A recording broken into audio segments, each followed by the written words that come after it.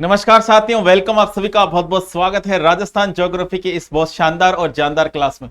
प्यारे बच्चों, आज की क्लास के अंदर अपन जो करने वाले हैं वो पश्चिमी मरुस्थल के बारे में पढ़ेंगे और बहुत ही अच्छे से आपका एक भी प्रश्न जो है साथियों गलत नहीं होगा। बहुत ही शानदार तरीके से आपको करवाने वाला हूं।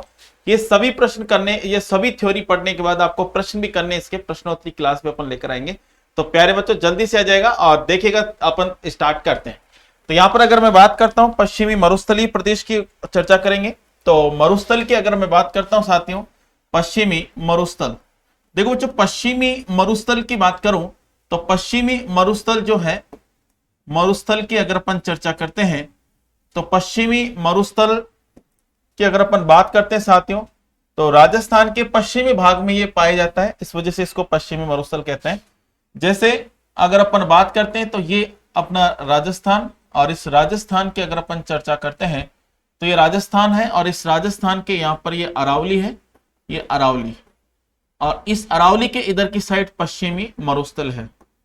तो यहां पर आप आज अपन इसको पढ़ने वाले हैं। तो यहां पर देखिएगा 0 सेंटीमीटर वर्षा होती है, यहां से लगा यहां तक 50 सेंटीमीटर, यहां से 60 सेंटीमीटर, और यहां से पूर्वी राजस्थान में 60 से 80 सेंटीमीटर, और हाड़ौती के अंदर 80 सेंटीमीटर से प्लस प्लस प्लस यहां पर वर्षा होती है।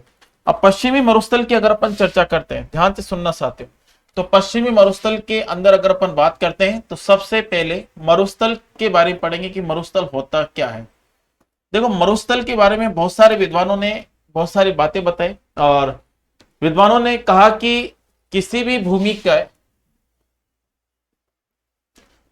देखिए एक व्यक्ति था 1992 में, एक व्यक्ति ने कहा कि मरुस्थल में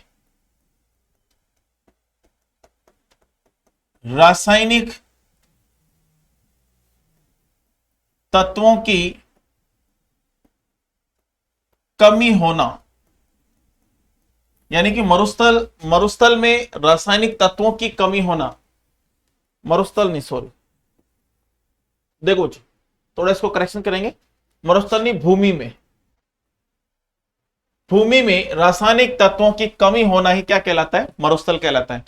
अब मैं कहूं कि अपने मरुस्थल की बात करें तो इस मरुस्थल में 0 सेंटीमीटर से लेकर यहां पर 50 सेंटीमीटर वर्षा होती है, यानी कि पूरे मरुस्थल में कितनी वर्षा होगी, 0 से लेकर 50 सेंटीमीटर वर्षा होगी। तो यहां पर मरुस्थल की बात करते हैं तो मरुस्थल के अंदर वर्षा आपसे पूछ ले कि मरुस्थल में वर्षा कितनी होती है, तो 0 सेंटीमीटर से 50 सेंटीमीटर इसके अंदर क्या होती है साथियों, वर्षा होती है। इसके बाद अगर मैं बात करता हूं तो यहां पर ध्यान से सुनेगा साथियों, मरुस्थल को दो भागों में यहां पर डिवाइड करेंगे, ध्यान से सुनना। यहां पर 0 से 50 है और बीच में 25 सेंटीमीटर, कितना सेंटीमीटर बच्चों, 25 सेंटीमीटर।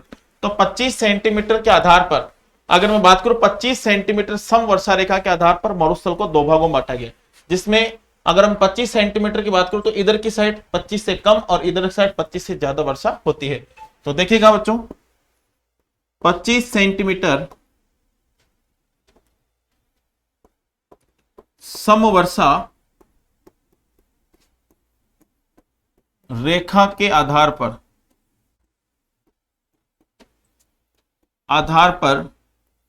25 सेंटीमीटर सम वर्षा रेखा के आधार पर मरुस्थल को दो भागों में बांटा गया है, मरुस्थल को दो भागों में बांटा गया है। ठीक है भाई, दो भागों में बांटा गया है। तो यहां पर अगर मैं दो भागों में अगर इस मरुस्थल को बांटा है तो ध्यान से सुनना साथियों, 25 सेंटीमीटर सम वर्षा रेखा के आधार पर। तो यहां पर पहला तो क्या हो जाएगा साथियों, यहां पर अगर मैं बात करता हूं तो शुष्क मरुस्थल, और शुष्क मरुस्थल जो है साथियों, शुष्क मरुस्थल कहां से कहां तक है, तो शुष्क मरुस्थल ये जो रेड कलर में मैंने आपको किया है साथियों, ये शुष्क मरुस्थल है। इसके बाद अगर अपन बात करते हैं साथियों, ध्यान से सुनना, ये जो पार्ट है, ये जो ग्रीन कलर में शेड में किया है, ये आपका अर्ध शुष्क मरुस्थल है। तो देखिएगा बच्चों, ये आपका जो है साथियों अर्ध शुष्क मरुस्थल है, अर्ध शुष्क। और यहां पर अगर अपन बात करते हैं तो ये वाला जो है आपका शुष्क मरुस्थल। और शुष्क मरुस्थल में वर्षा कितनी होती है? तो शुष्क मरुस्थल में 0 से लेकर 25 सेंटीमीटर और अर्ध शुष्क में 25 से 50 सेंटीमीटर वर्षा होती है। तो यहां पर आपको ये ध्यान रखना है। फिर यहां पर शुष्क मरुस्थल हो गया जिसमें वर्षा कितनी होगी, जिसमें वर्षा की अगर अपन बात करते हैं तो इसमें वर्षा होगी 0 सेंटीमीटर से 25 सेंटीमीटर। इसके बाद अगर मैं बात करता हूं दूसरा, यहां पर अर्ध शुष्क मरुस्थल, अर्ध शुष्क मरुस्थल।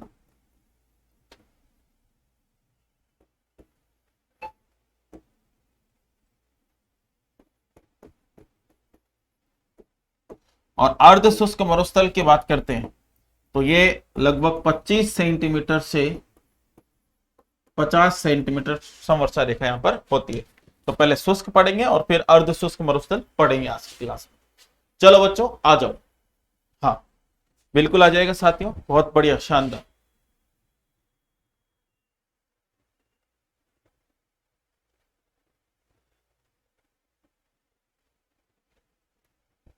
देखो साथ,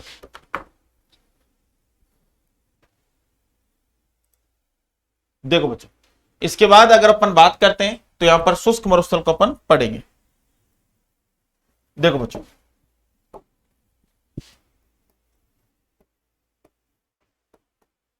शुष्क मरुस्थल, शुष्क मरुस्थल की अगर अपन बात करते हैं तो शुष्क मरुस्थल में वर्षा कितनी होती है? तो वर्षा की अगर अपन बात करते हैं तो वर्षा होती है 0 सेंटीमीटर से 25 सेंटीमीटर। यहां पर शुष्क मरुस्थल में वनस्पति, वनस्पति जो है आपको छोटी वनस्पति होगी, घास होगी, क्योंकि ज्यादा बारिश नहीं होगी तो अपना विकास नहीं कर पाएगी। तो घास प्लस झाड़ियां, घास प्लस झाड़ियां, यानी कि मरुद्भिद वनस्पति। कौन से वनस्पति? मरुद्भिद वनस्पति।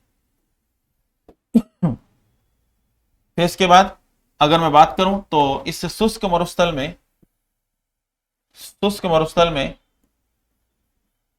मृदा, तो शुष्क मरुस्थल में मृदा पाई जाएगी एंटीसोल। कौन सी मृदा? एंटीसोल मृदा पाई जाएगी। और इसमें जिले कितने आते हैं बेटा? जिला की बात करें, देखो बच्चों जिले अभी तो आपको, अभी अपने जिले चेंज हो गए, 50 जिले हो गए, लेकिन अभी आपको जब तक लगभग 6 से 7 महीने तक आपको यही पढ़ना है। कोई सा भी एग्जाम हो, बस हाँ करंट में पूछ सकता है कि कितने जिले बनाने की अनुमति दी गई है, तो वहां पर 19 जिले। तो यहाँ पर अगर मैं बात करता हूं तो ध्यान से सुनना, अभी कोई अपडेट नहीं है, अभी आपको वही पढ़ना है सब कुछ। चले भाई, तो यहाँ पर जिले की बात करें तो 4 जिले इसके अंदर आते हैं बच्चों। और 4 जिले की बात करें तो पहला जिला जैसे श्री गंगानगर, फिर दूसरा बीकानेर,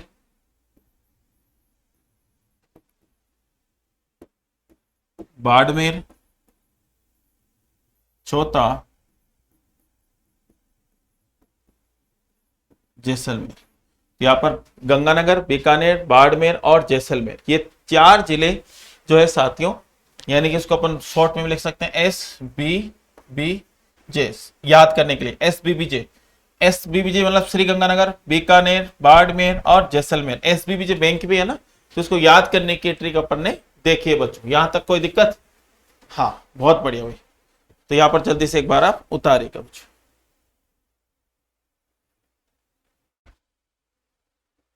देखो बच्चों, यहां पर अगर मैं बात करता हूं तो बारिश कम है, बारिश कम होगी तो तापमान, तापमान के क्या होगा?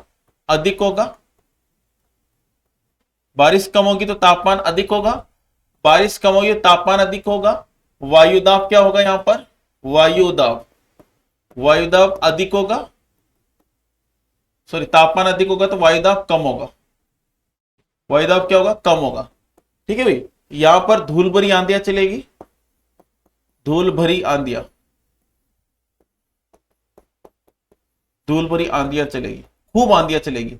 और ज्यादा हवा चलेगी तो वहां पर मिट्टी का कटाव होगा, और कटाव होगा तो वहां पर मरुस्थल ज्यादा रेत ज्यादा पाई जाएगी। और सर्वाधिक आंधियां कहां पाई जाती है? तो ध्यान से सुना, सर्वाधिक आंधियां गंगानगर में पाई जाती है। तो सर्वाधिक आंधी आपको कहां मिलेगी? गंगानगर में मिलेगी साथी, ये आपको ध्यान रखना है भाई। ये बहुत बार एग्जाम में पूछ लेता है, सर्वाधिक आंधियां कहां पर होती है? तो गंगानगर में चलती है। यहां तक कोई दिक्कत नहीं।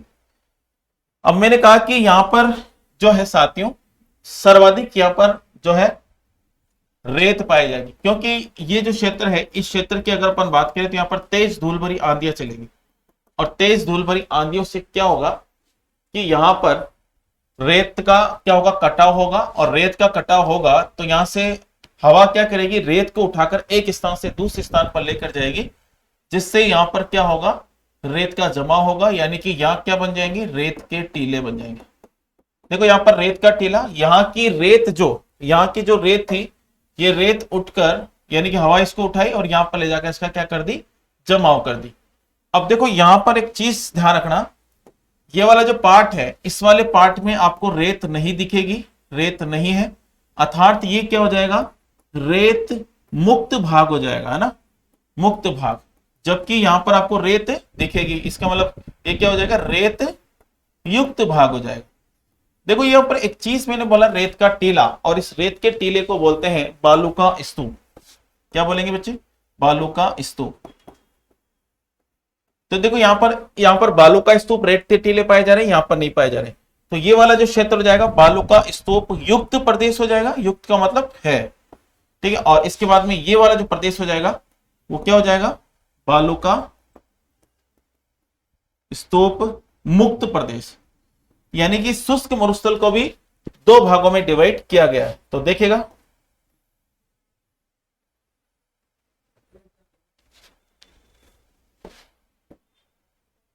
देखो बच्चों,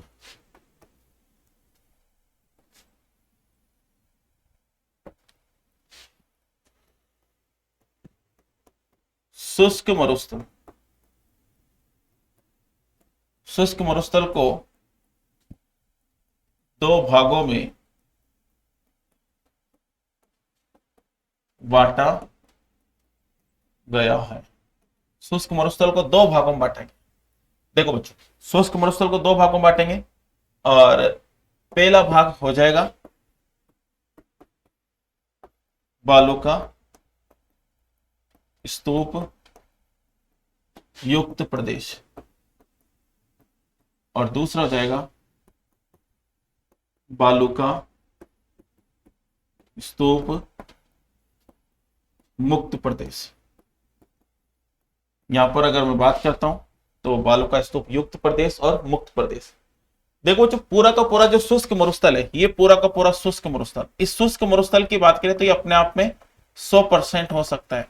और 100% हो सकता है तो इसमें युक्त प्रदेश जो है, बालू का स्तूप युक्त प्रदेश, लगभग 58.50% क्षेत्रफल को कौन कवर करेगी? बालू का स्तूप युक्त प्रदेश। इसके बाद में अगर मैं मुक्त प्रदेश की बात करूं तो लगभग 41.50% भाग को कवर कौन करेगी? बालू का स्तूप मुक्त प्रदेश। तो यहां पर अगर अपन बात करें, ध्यान से सुनना, यहां पर अगर अपन बात करें तो इस शुष्क मरुस्थल को भी टू पार्ट्स में कन्वर्ट किया गया है, जिसके अंदर अपन देखते हैं बालू का स्तूप युक्त प्रदेश और यहां पर बालू का स्तूप मुक्त प्रदेश। सबसे पहले अपन बालू का स्तूप युक्त प्रदेश को पढ़ेंगे बच्चों, और उसके बाद अपन बात करेंगे बालू का स्तूप मुक्त प्रदेश की। देखो बच्चों,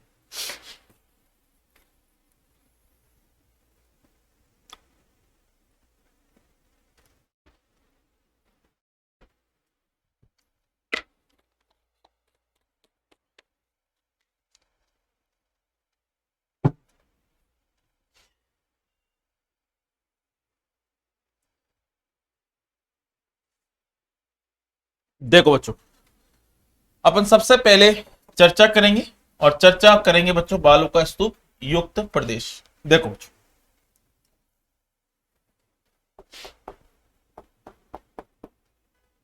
बालू का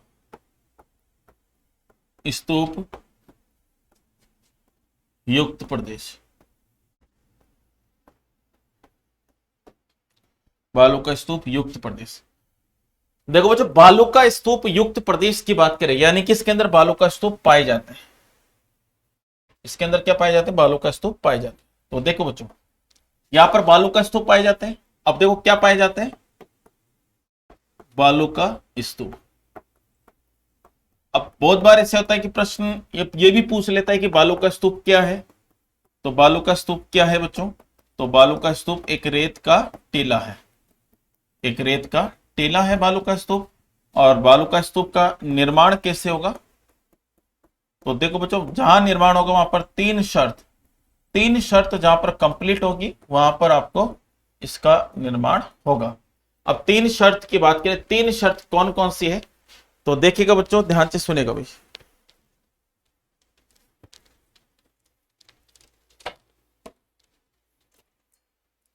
तीन शर्त कौन सी होगी? जैसे बालू का स्तूप रेत के टीले, जैसे मान लो कि ये रेत है, ये रेत ही रेत है, तो क्या होगा कि यहां जैसे हवा चल रही है, ये हवा चल रही है, ये हवा क्या करेगी? हाथ के रेत के कणों को उठाएगी, और रेत के कणों को उठाएगी तो भैया ये हवा के सामने जब तक कोई अवरोध नहीं आएगा तब तक तो हवा क्या नहीं करेगी? उस रेत के कणों को गिराएगी नहीं। तो यहां पर हवा के सामने एक अवरोध भी आना चाहिए। सबसे पहले तो रेत के कण, रेत वहां पर बहुत ज्यादा मौजूद होनी चाहिए। तो यहां पर देखिएगा, रेत का जमाव अधिक होना चाहिए, अधिक होना चाहिए। तो रेत का जमाव अधिक होना चाहिए। दूसरी बात, तीव्र हवा का वेग होना चाहिए। तीव्र हवा का वेग होना चाहिए। तीव्र हवा का वेग होना चाहिए। तीसरी बात, हवा तो है लेकिन हवा के मार्ग में अवरोध भी होना चाहिए। हवा के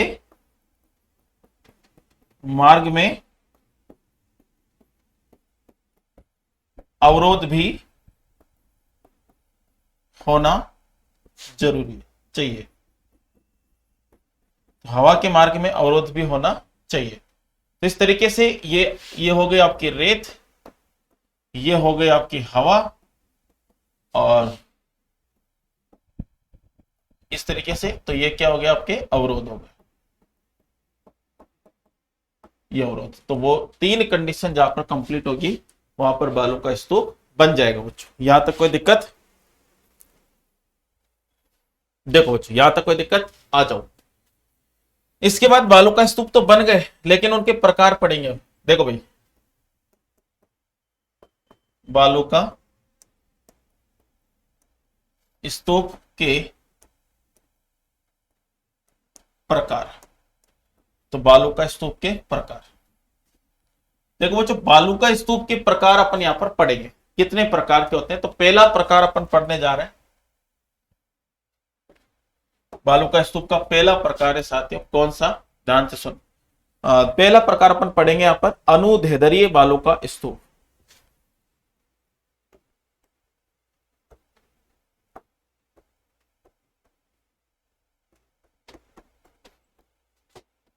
बालू का स्तूप, तो अनुदैर्ध्य बालू का स्तूप। फिर इसके बाद में अगर मैं बात करूं साथियों, पवनानुवर्ती बालू का स्तूप।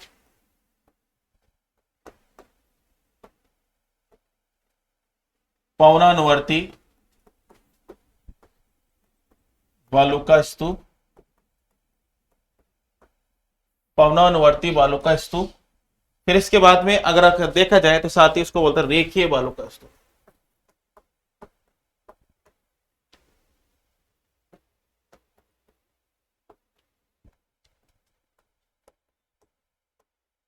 देखो बच्चों, रेखीय बालू का स्तूप। देखो बच्चों,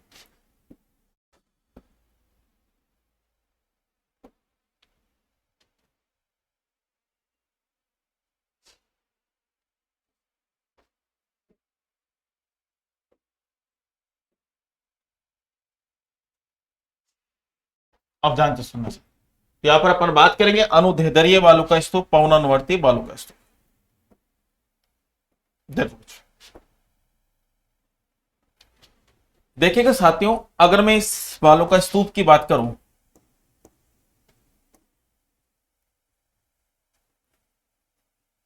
देखो बच्चों, तो यहां पर अपन ने कहा था कि बालू का स्तूप जहां पर होंगे वहां पर क्या होगा। देखो तो साथियों, यहां पर ये तो हवा होगी,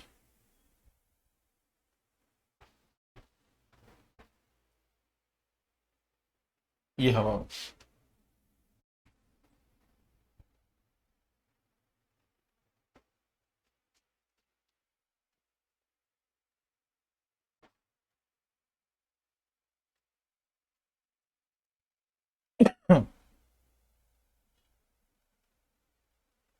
देखो बच्चों,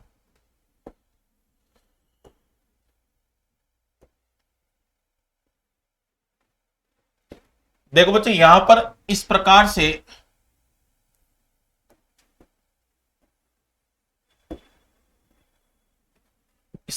अगर अपन देखें तो इस तरीके से ये बालू का स्तूप है। देखो ये हवा है।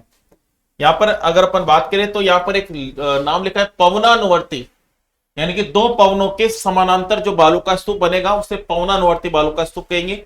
रेखीय यानी कि एक रेखा में बनेगा। तो देखो ये पवने हैं, ये एक पवन, दो पवन, तीन पवन, इन पवनों के बीच में बालू का स्तूप बनेगा। जैसे यहां पर ये बन गया एक बालू का स्तूप, जैसे ये बन गया एक बालू का स्तूप, जैसे ये बन गया एक बालू का स्तूप, जैसे ये बन गया एक बालू का स्तूप, जैसे ये बन गया एक बालू का स्तूप।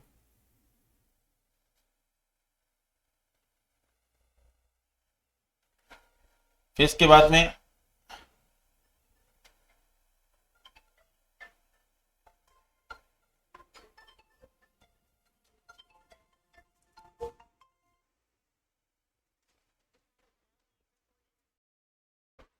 हाँ जी,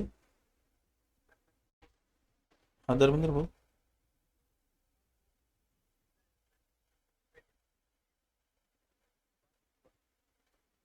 हाँ हो जाएगा। हाँ, सर को फोन कर लेना।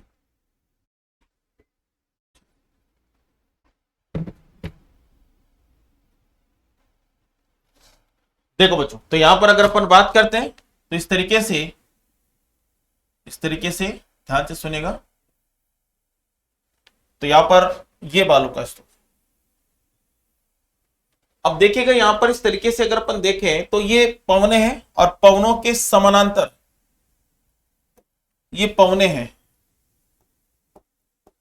पवनों के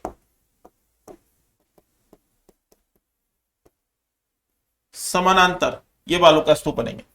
अब देखो यहां पर अगर मैं बात करूं, दो पवनों के समानांतर बनेंगे, ये सारे के सारे रेत के टीले ही हैं। समझ में आया? अब देखो सुनो, एक रेत के टीले को उठाया अपन ने और एक रेत के टीले को उठाकर अपन यहां पर ले आए, और जब अपन इसको देखते हैं इस रेत के टीले को, तो इस प्रकार से ये रेत के टीला अपन को दिखाई देता है।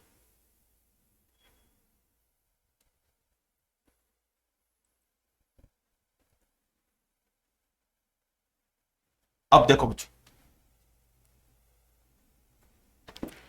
इन दो रेत के टीलों के बीच में, यानी कि ये अनुदैर्ध्य बालू का स्तूप है, ये अनुदैर्ध्य, और दो अनुदैर्ध्य बालू का स्तूप के बीच का जो खाली स्थान है, इस बीच, इसके बीच का खाली स्थान है, इस खाली स्थान की अगर अपन बात करते हैं तो इसको क्या कहेंगे साथियों? कारवा मार्ग,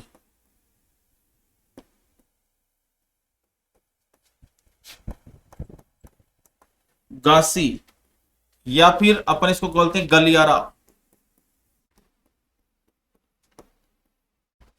या कॉरिडोर।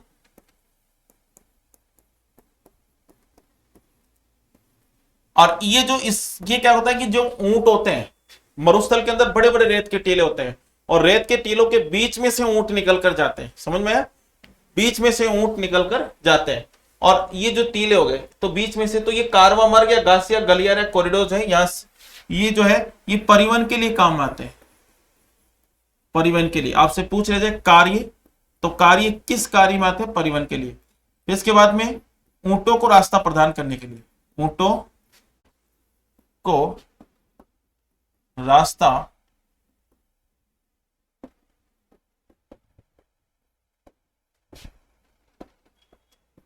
प्रदान करने के लिए,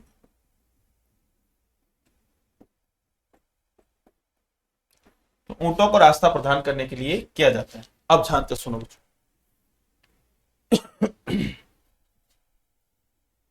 तो इसका जो निर्माण होता है अनुदैर्ध्य बालू का स्तूप का,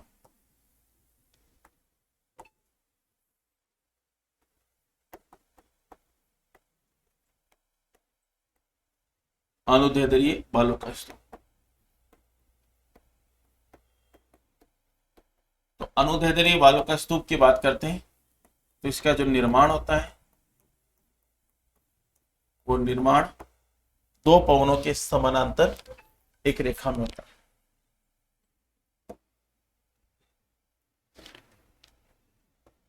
दो पवनों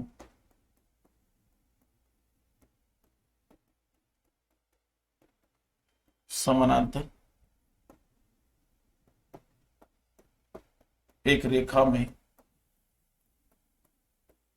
होता है। तो दो पवनों के समानांतर एक रेखा में इसका निर्माण होता है साथियों, ये आपको ध्यान रखना है। ये जो बालू का स्तूप होते हैं साथियों प्राकृतिक होते हैं, प्रकृति द्वारा बनाए हुए होते हैं। तो अगर आपसे पूछ लिया जाए तो ये प्राकृतिक होते हैं, प्राकृतिक और प्राकृतिक व स्थायी होते हैं। एक बार बन गए तो 4-5 साल 6 साल तक ये मिटते नहीं है। तो प्राकृतिक व स्थायी होते हैं भी।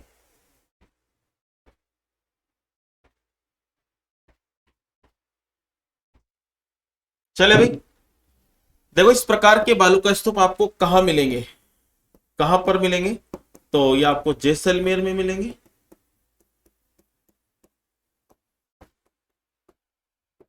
बाड़मेर में, बीकानेर में और मुख्य रूप से यहां पर ये देखने को मिलेंगे। चले भाई, तो अनुदैर्ध्य बालू का स्तूप के बारे में आपको पढ़ना है।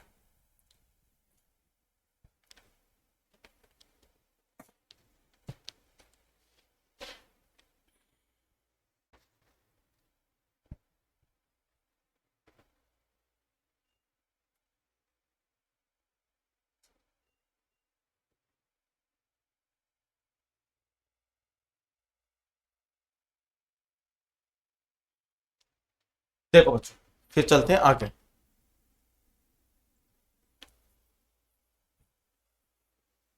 नेक्स्ट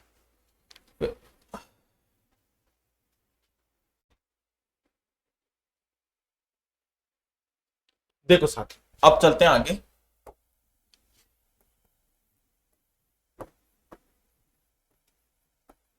अनुप्रस्थ बालू का स्तूप,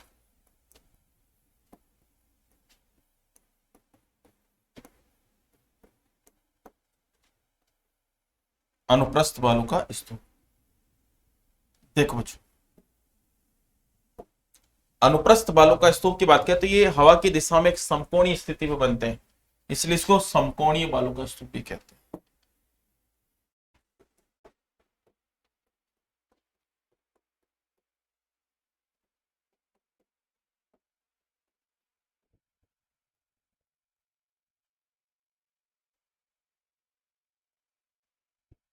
देखो बच्चों, चले निर्माण कैसे होगा। इसका निर्माण जो है ये, यह बालू का स्तूप हवा की दिशा में एक समकोणीय स्थिति पर बनता है। हवा की दिशा में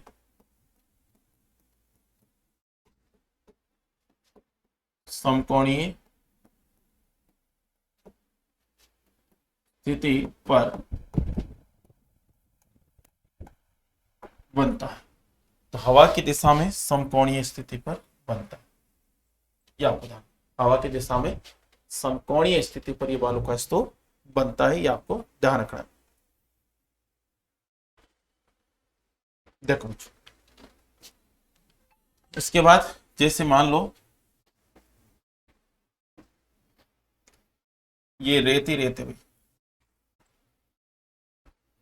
ये रेत ही रेत है, सारी की सारी क्या है बच्चों, ये रेत ही रेत। और इससे रेत की अगर अपन बात करते हैं,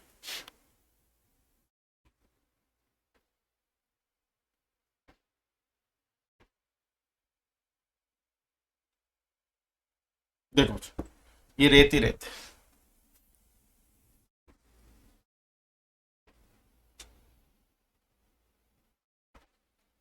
देखो बच्चों, यहां पर अगर अपन बात करें तो ये रेत ही रेत है, और इस रेत की बात करते हैं साथियों, ध्यान से सुनना। यहां पर अगर अपन बात करते हैं तो देखेगा, ये तो रेत हो गई, और ये अवरोध हो गया। क्योंकि बालू का स्तूप बनते हैं तो वहां पर तीन चीजें होती है, होती कि नहीं होती, ये रेत का जमा हो गया, ये अवरोध हो गया। तो इसमें क्या होता है साथियों, ध्यान से सुनना, ये यहां से हवा चलेगी, तो ये हवा यहां से रेत को उठाएगी, और रेत को उठाकर इसके आसपास में ले जाकर रेत को जमा देगी। तो इस तरीके से अगर अपन बात करते हैं तो ये हवा यहां से रेत को उठाती है और यहां पर ले जाकर इसके साथ जमा देती है। जब यहां पर जम जाता है, यहाँ पर एक बालू का स्तूप बनेगा सर, और इस प्रकार से फिर यहाँ पर जाकर रेत के जमा होगा, रेत का टीला, फिर यहाँ पर इस तरीके से ये रेत का जमाव। यानी कि ये जो जमाव है, इस जमाव की अगर अपन बात करते हैं, ये जमाव 90 डिग्री के कोण पर एक एंगल पर क्या बन रहा है, यहाँ पर रेत का टीला 90 डिग्री के एंगल पर क्या बन रहा है, टीला, इसलिए इसको समकोणीय बालू का स्तूप भी कहते हैं।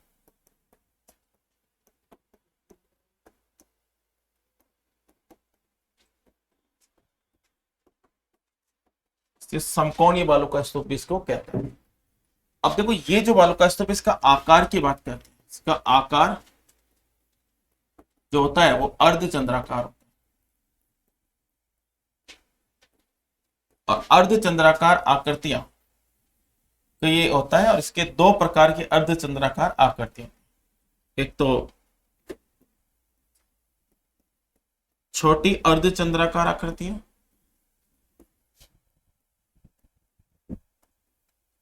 और दूसरी होगी बड़ी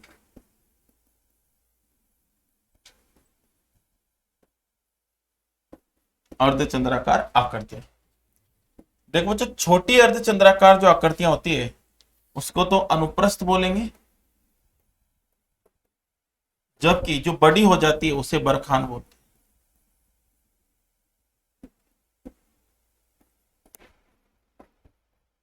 उसे बरखान बालू का स्तूप बोलते हैं, ये आपको ध्यान रखना, ठीक है। तो इस तरीके से अगर देखा जाए तो अनुप्रस्थ या समकोणीय बालू का स्तूप हवा की दिशा के में समकोणीय स्थिति पर बनती है 90 डिग्री पर, और इस तरीके से आपको ध्यान रखना भी। आपसे पूछ लिया जाए कि समकोणीय बालू का स्तूप का आकार कैसा है, अर्धचंद्राकार है।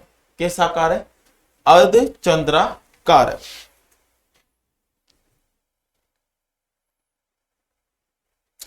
देखो बच्चों, नेक्स्ट चलते हैं। देखो, ये जो अर्धचंद्राकार आकृतियां हैं, अर्धचंद्राकार आकृतियां, अर्धचंद्राकार आकृतियों की बात करें तो ये दो प्रकार की होती है। कितने प्रकार की होगी बच्चा, दो प्रकार। एक बड़ी अर्धचंद्राकार आकृति,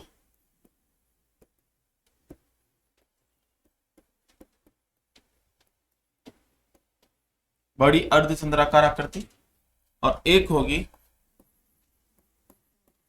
छोटी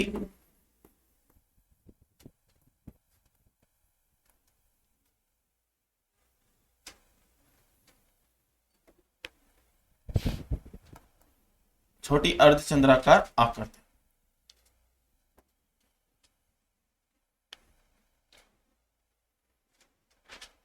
तो बड़ी अर्धचंद्राकार आकृति और छोटी अर्धचंद्राकार आकृति। देखो, बड़ी अर्धचंद्राकार आकृति को तो नाम दिया जाता है बरखान,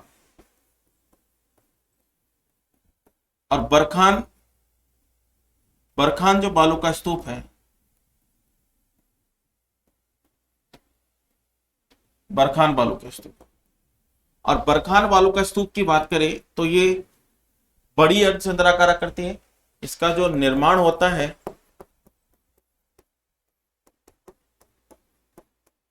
तीव्र हवा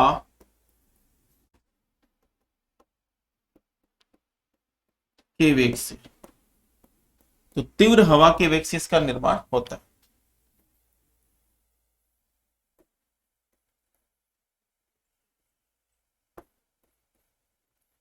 तीव्र हवा के वेग से इसका क्या होता है, निर्माण होता है। और कहां पाई जाएगी, ये पाई जाएगी कहां कहां पे, तो ये पाई जाएगी आपको पोखरण जैसलमेर। देखो ये कहां पर आपको मिलेगी, तो पोखरण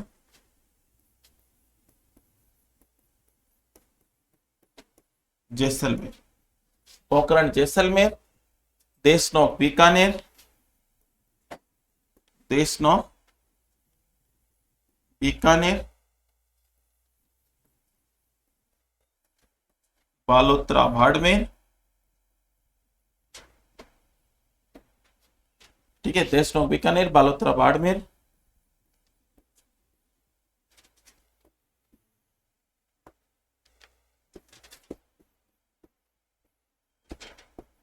रावतसर। रावतसर कहां पर है, हनुमानगढ़,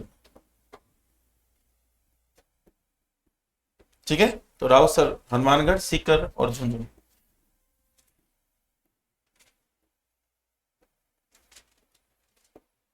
तो इस तरीके से ये यहां पर मिलेगा। देखो बड़ी अर्धचंद्राकार आकृतियां जो है, ये आकृतियां कैसी साथी है, ये विनाशकारी होती है, क्योंकि ये क्या होती है, प्राकृतिक तो होती है, प्राकृतिक तो होती है लेकिन अस्थायी होती है। वह अस्थायी, वो अस्थायी होती है। अब स्थायी तो ही नहीं होगा भाई, एक बहुत बड़ा बालू का स्तूप बन गया, अब वो बन गया तो हो सकता है वो कल ही तेज हवा आए तो वो उठकर दूसरी जगह चला जाए, तो मतलब स्थायी तो नहीं है, समझ में आया। तो मतलब ये क्या होंगे, स्थायी तो नहीं होंगे, तो मान ला कि कोई रेत का टीला है, उसके पास में कोई घर है, तो उसके ऊपर जाकर गिर जाएगा, तो इससे क्या होगा, स्थायी तो नहीं है। स्थायी तो नहीं होगा तो विनाश होगा, यानी कि विनाशकारी है। तो ये जो बरखान बालू का स्तूप या फिर बड़ी अर्धचंद्राकार आकृतियां कैसी होगी, ये विनाशकारी होगी। तो यहां पर आपको लिखना है कि ये सर्वाधिक विनाशकारी,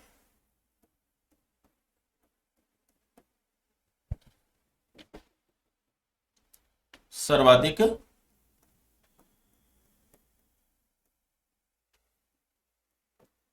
विनाशकारी बालू का स्तूप। तो सर्वाधिक विनाशकारी बालू का स्तूप। अब आ जाओ इधर, छोटी अर्धचंद्राकार आकृतियां। तो छोटी अर्धचंद्राकार आकृतियों की बात करें तो विनाशकारी तो ये भी है,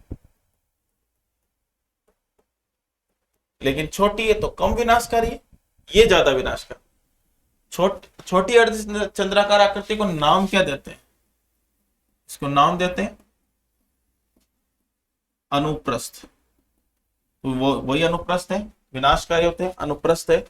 और सबसे ज्यादा देखो, बरखान बालू का स्तूप की बात करें तो सबसे ज्यादा जो पोखरण से एक स्थान है यहाँ पर पालेरी चूट, ये भी इसके अंदर पालेरी चूट।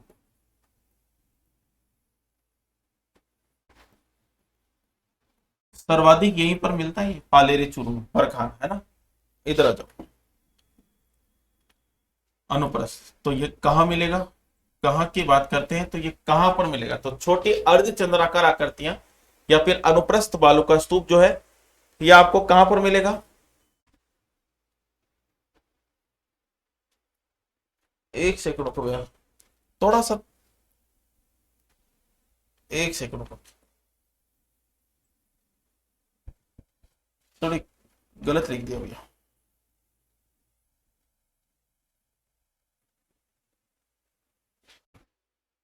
देखो भाई, तो ये सर्वाधिक तो मिलेगा पालेरी चूर,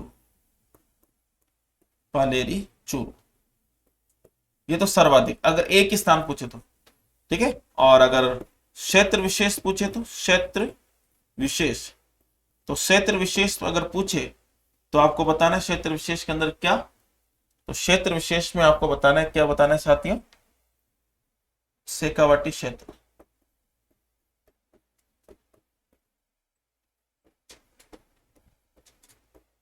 ठीक है। अब इधर ये कहां मिलेगा, तो ये आपको जैसे अभी जो मैंने लिखा था साथियों, कौन कौन से पाले, पोखरण, जैसलमेर,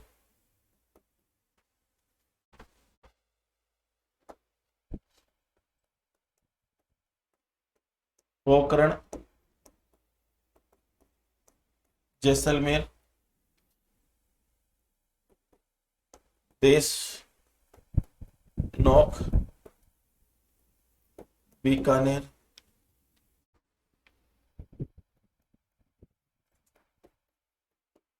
बालोतरा, बाड़मेर, सीकर, चूरू,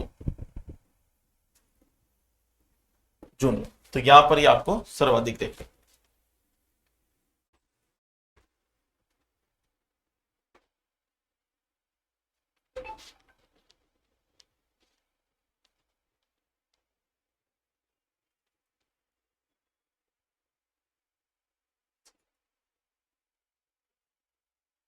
चले भाई, तो ये आपको ध्यान, अब आ जाओ इसके बाद में परवलयाकार बालों का स्तूप।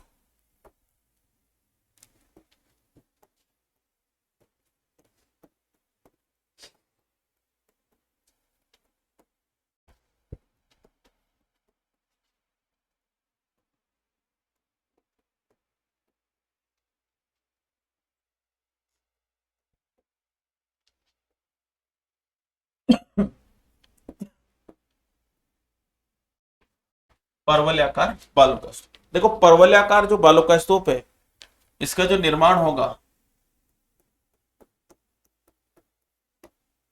ये निर्माण होगा बड़ी वनस्पति,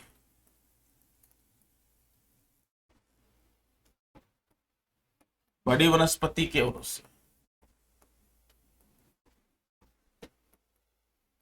अब बड़ी वनस्पति कौन सी हो सकती है, खेजड़ी हो गया,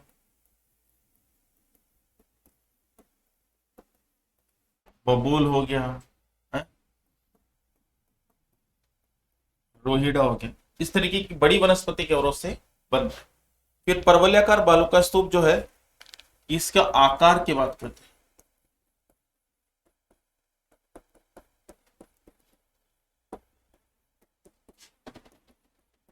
महिलाओं की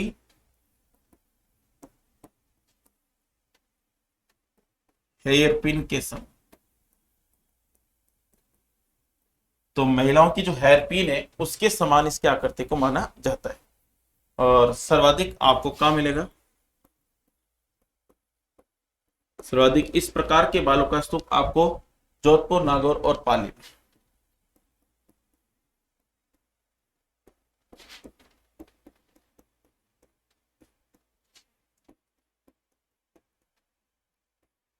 जोधपुर, नागौर और पाली में पाए जाते हैं, तो ये आपको ध्यान रखना है।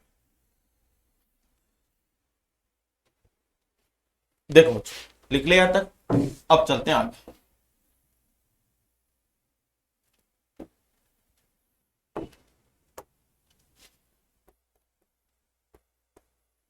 सीप,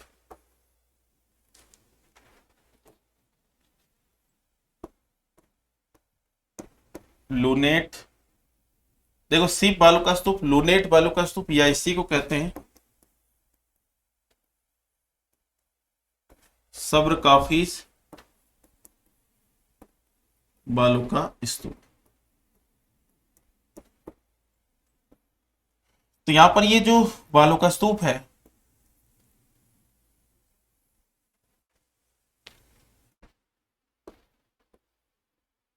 इसका जो निर्माण होता है,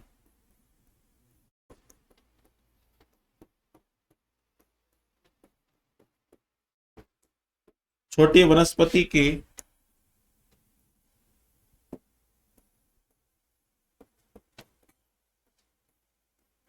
अवरोध से, तो छोटी वनस्पति के अवरोध से सीप, लूनेट या सब्र का ऑफिस का निर्माण होता है साथियों।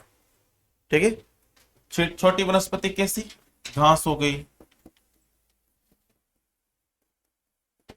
प्लस झाड़ी। इनका आकार जो होता है, आकार सबसे छोटा होता है, सबसे छोटा, इनका आकार सबसे छोटा होता है। इसके बाद में कहा मिलेगी?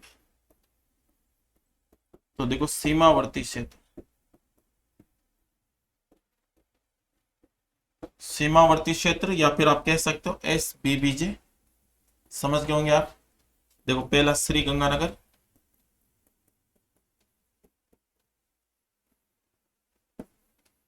दूसरा बीकानेर, तीसरा बाड़मेर और चौथा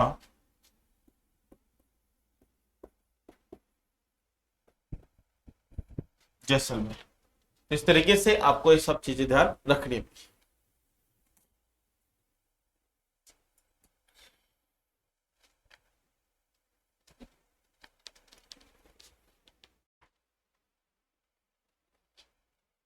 देखिएगा साथ, अब चलते हैं आगे।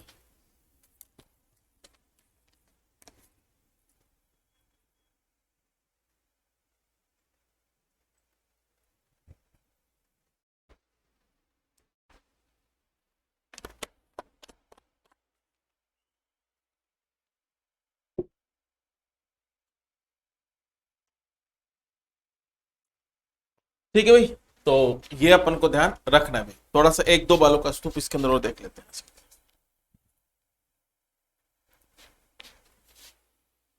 देखो बच्चों, अब एक आएगा तारा बालू का स्तूप, तारा बालू का स्तूप। और तारा बालू का स्तूप ऐसा होता है, अगर वो दिखे उसको तो ऐसा तारा का बालू का स्तूप। ठीक है, यानी कि इसकी जो भुजाएं होती है एक से अधिक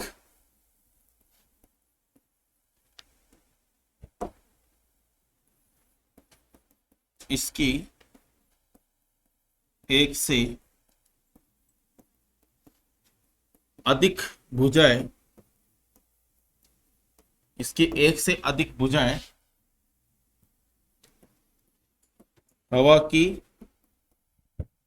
दिशा की ओर निकले होते हैं।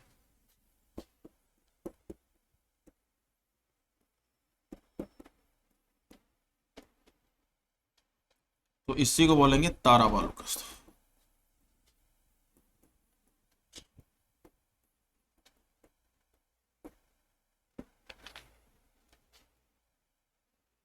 ठीक है भाई, तो तारा बालू का स्तूप ये हो गया। इसके बाद में एक और था नेटवर्क।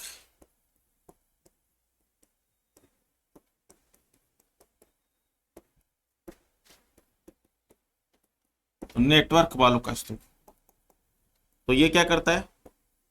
ये अनुप्रस्थ व अनुदैर्ध्य को जोड़ने का काम करता है।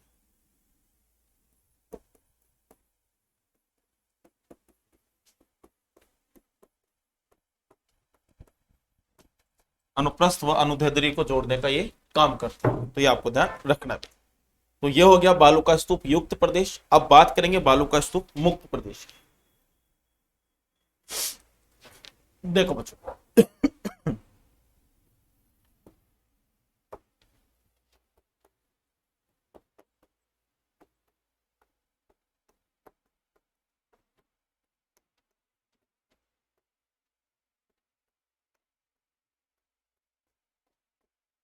बालू का स्तूप मुक्त प्रदेश। देखो बच्चों, बालू का स्तूप मुक्त प्रदेश की अगर अपन बात करते हैं, तो बालू का स्तूप मुक्त प्रदेश जो है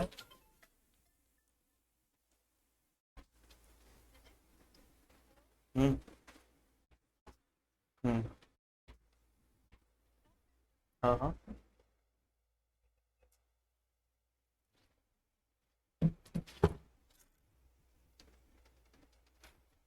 देखो बच्चों, तो बालू का स्तूप मुक्त प्रदेश की बात करें तो यहाँ पर बालू का स्तूप नहीं पाए जाते, रेत नहीं पाई जाती।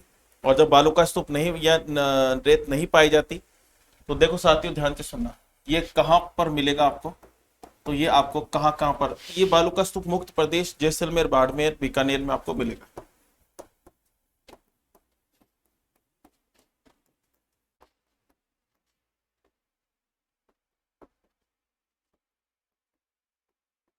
बीकानेर में आपको ये मिलेगा, देखो ठीक है भाई। अब सुनो बच्चों, इस प्रदेश में अवसादी चट्टान पाई जाती है। इस प्रदेश में अवसादी चट्टान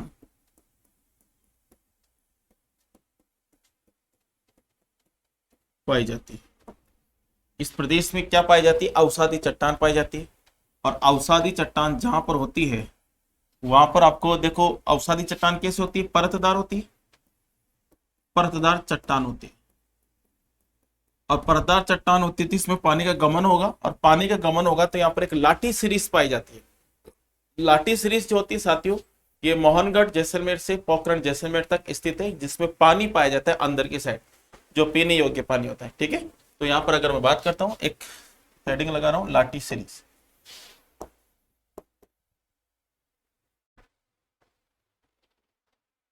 लाठी सीरीज, देखो लाठी सीरीज का विस्तार, लाठी सीरीज का जो विस्तार मिलता है, ये कहां से कहां तक मिलता है, तो ये आपका पोखरण जैसलमेर से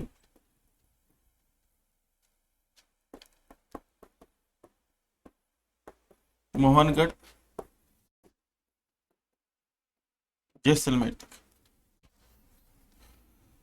लंबाई कितनी है, कितनी लंबाई में, तो 60 किलोमीटर लंबी।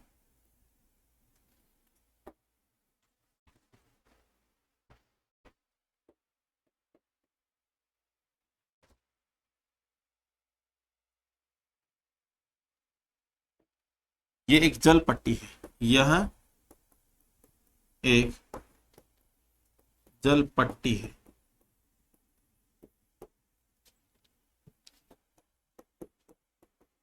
जिसमें पीने योग्य पानी पाया जाता है।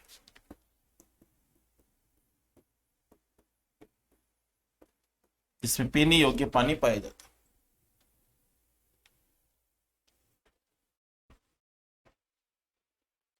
ठीक है बच्चों, तो ये अपना शुष्क मरुस्थल कंप्लीट होता है, और अब अपन जो बात करेंगे अर्ध शुष्क मरुस्थल की नेक्स्ट क्लास में। तब तक के लिए धन्यवाद। जय हिंद, जय भारत।